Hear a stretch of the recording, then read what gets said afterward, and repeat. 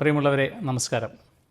Real എസ്റ്റേറ്റിൽ നിങ്ങൾ investment നടത്തുമ്പോൾ ആദ്യമായിട്ട് മനസ്സിലാക്കേണ്ടത് എന്തുകൊണ്ടാണ് നാം റിയൽ എസ്റ്റേറ്റിൽ ഇൻവെസ്റ്റ്മെൻറ്റ് നടത്തണം എന്നുള്ളതാണ്. അതിൽ വ്യത്യസ്തമായിട്ടുള്ള വിഷയങ്ങൾ നമ്മൾ പഠിക്കണം. ആദ്യമായിട്ട് വരുന്ന ഒരു കാര്യം റിയൽ എസ്റ്റേറ്റ് റിയലാണ് എന്നുള്ളതാണ്. നിങ്ങൾക്കറിയാം, ഈ ഭൂമി ഉണ്ടായതിന് ശേഷം, ഭൂമിയിൽ മനുഷ്യൻ ഉണ്ടായതിന് ശേഷം അന്ന് മുതൽ തുടങ്ങിയതാണ് ഈ റിയൽ എസ്റ്റേറ്റ് എന്ന് പറയുന്നത്. ഇത്രയും കാലത്തിനിടയിൽ എത്രയോ മനുഷ്യർ ഈ ലോകത്ത് വന്ന് പോയി. ഇനിയും എത്രയോ നാളുകൾ ഈ ഭൂമി ഉണ്ടാവാം. അതുപോലെ തന്നെ എത്രയോ തലമുറകൾ ഇനി ഈ ഭൂമിയിൽ ഉണ്ടായേക്കാം. ഇതെല്ലാം വളരെ ഇമ്പോർട്ടൻ്റ് ആണ്. അതുകൊണ്ട് തന്നെ റിയൽ എസ്റ്റേറ്റിൽ എത്ര കാലം കഴിഞ്ഞാൽ പോലും റിയൽ എസ്റ്റേറ്റിൻ്റെ ആവശ്യകത കുറയുന്നില്ല എന്നുള്ളത് തന്നെയാണ്.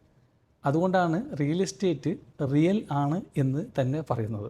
റിയൽ എസ്റ്റേറ്റ് ഇല്ലാതെ നമുക്കും നമ്മുടെ വരുന്ന തലമുറക്കും ഇവിടെ ജീവിക്കാൻ പ്രയാസകരമാണ്. ഭൂമിയില്ലാതെ, ബിൽഡിങ്ങുകളില്ലാതെ എന്ത് ജീവിതം അല്ലേ?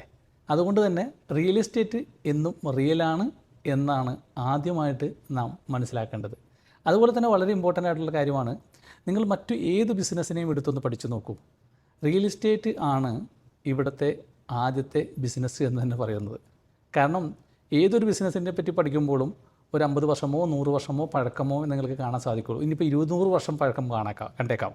എന്നാൽ റിയൽ എസ്റ്റേറ്റ് അങ്ങനെയല്ലല്ലോ, എത്രയോ വർഷങ്ങളായിട്ടുള്ള ഒരു ബിസിനസ്സാണ്. അപ്പോൾ അതുകൊണ്ട് അത് റിയൽ ബിസിനസ്സാണ്.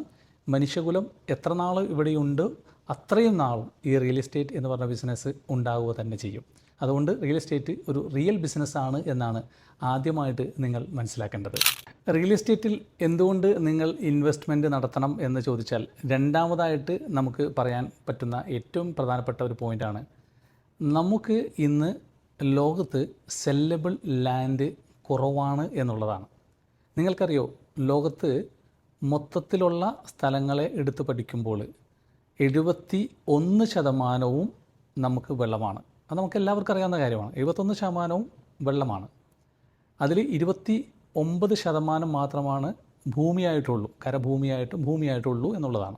ആ 29%-ത്തിൽ ഭൂമിയായിട്ടുള്ള ആ 29%-ത്തിൽ 33% ഡെസേർട്ടാണ്. അത് കോൾഡ് ആൻഡ് ഹോട്ട് ആയിട്ടുള്ള ഡെസേർട്ടുകളാണ്. പിന്നീട് വരുന്ന സ്ഥലത്തിൽ നിന്നും ഏകദേശം 31% ഫോറസ്റ്റുകളാണ്. ശേഷം വരുന്ന ഏകദേശം 21% പർവ്വതങ്ങളുമാണ്.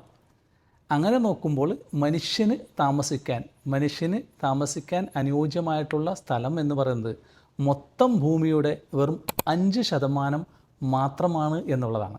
അതുകൊണ്ട് തന്നെ ലോകത്ത് ഇതുവരെ ജീവിച്ച എല്ലാ മനുഷ്യരും, ഇനി വരാൻ പോകുന്ന മനുഷ്യരും ജീവിക്കേണ്ടത് മൊത്തം ഭൂമിയുടെ 5%-ത്തിലാണ് എന്നുള്ളതാണ് ഏറ്റവും വലിയ പ്രത്യേകത.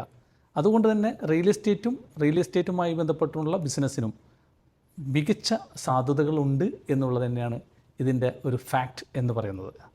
എന്തുകൊണ്ട് റിയൽ എസ്റ്റേറ്റിൽ ഇൻവെസ്റ്റ്മെൻറ്റ് ചെയ്യണം എന്ന് ചോദിച്ചാൽ, മൂന്നാമത്തെ ഒരു പ്രധാനപ്പെട്ട കാര്യമായിട്ട് എടുത്തു പറയാൻ പറ്റുന്നത്, നമുക്ക് അവൈലബിളായിട്ടുള്ള 5% ലാൻഡിൽ തന്നെ ഓരോ കാലം കഴിയുന്തോറും അതിനുള്ള അത്തരം ലാൻഡുകളുടെ അവസരങ്ങൾ, അല്ലെങ്കിൽ അവൈലബിളായിട്ടുള്ള ലാൻഡിൽ തന്നെ നമുക്ക് വാങ്ങാനും വിൽക്കാനുമുള്ള ലാൻഡുകൾ കുറഞ്ഞു വരികയാണ് എന്നുള്ളതാണ്. ഇപ്പോൾ തന്നെ നിങ്ങൾക്കറിയാം, നമുക്ക് ഒരു നദിയുടെ തീരത്താണെങ്കിൽ ഇത്ര ദൂരത്ത് മാത്രമാണ് വീടുകൾ പണിയാൻ സാധിക്കുകയുള്ളൂ. കായലിൻ്റെ തീരത്താണെങ്കിൽ അങ്ങനെയാണ് റൂള്.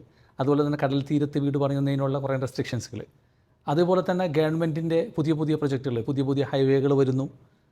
അതുപോലെ തന്നെ പുതിയ പാർക്കുകൾ വരുന്നു, IT പാർക്കുകൾ വരുന്നു. ഇതിനെല്ലാം ഗവൺമെൻറ് ഓരോ സ്ഥലങ്ങൾ വാങ്ങിക്കൂട്ടുകയാണ്. അതുകൊണ്ട് തന്നെ മനുഷ്യന് ജീവിക്കാൻ പറ്റുന്ന രീതിയിലുള്ള സ്ഥലങ്ങളുടെ ലഭ്യത ഓരോ നാളുകൾ കഴിയുന്നതോറും കുറഞ്ഞു വരികയാണ് എന്നുള്ളതും റിയൽ എസ്റ്റേറ്റ് ബിസിനസ്സിന്, റിയൽ എസ്റ്റേറ്റ് ഇൻവെസ്റ്റ്മെൻറ്റിന് ഡിമാൻഡ് വർദ്ധിപ്പിക്കുകയാണ്. അതും ഏറ്റവും ഇമ്പോർട്ടൻ്റ് ആയിട്ടുള്ള ഒരു പോയിൻ്റാണ്.